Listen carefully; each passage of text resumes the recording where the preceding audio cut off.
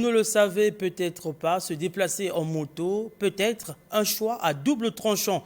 Bien que cela garantisse une arrivée rapide lors d'une course, certains quartiers comportent des risques pour la sécurité qui doivent être pris en compte. Plus d'explications avec Alexis de la Rivière.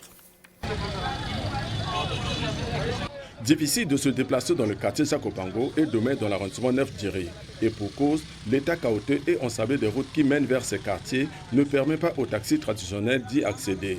Ce qui ouvre la voie au phénomène de transport par taxi-moto. Vous voyez, là-bas, les taxis ne rentrent pas. Les taxis ne rentrent pas. Donc on ne peut pas quitter le domaine ici à pied. Donc il faudra emprunter la moto. Parce que le quartier Jacques c'est dans notre clavier. Ici au Goudron, si on fait les taxis, on nous attrape par les policiers. Dans ces quartiers densément peuplés et où les options de transport sont limitées, les services de taxi-moto sont donc cruciaux pour la mobilité des habitants de jour comme de nuit. Pour aller vite, nous sommes obligés de prendre le vélo. Sinon, il faut avoir une voiture 4x4. Donc nous préférons le vélo que les 4x4. S'il n'y a pas de vélo, on ne peut pas faire autrement. Malheureusement, ces chauffeurs de taxi qui rendent d'énormes services aux populations enclavées sont le plus souvent confrontés à des menaces constantes de sécurité et de vol. Il y a des vélos qui sont faits, c'est vrai, qui fonctionnent jusqu'à tard dans la nuit vers les 22h, 23h, mais ils prennent des risques.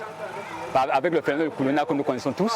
Devant les actes inciviques enregistrés au quotidien, les conducteurs de taxi-moto lancent un appel au pouvoir public.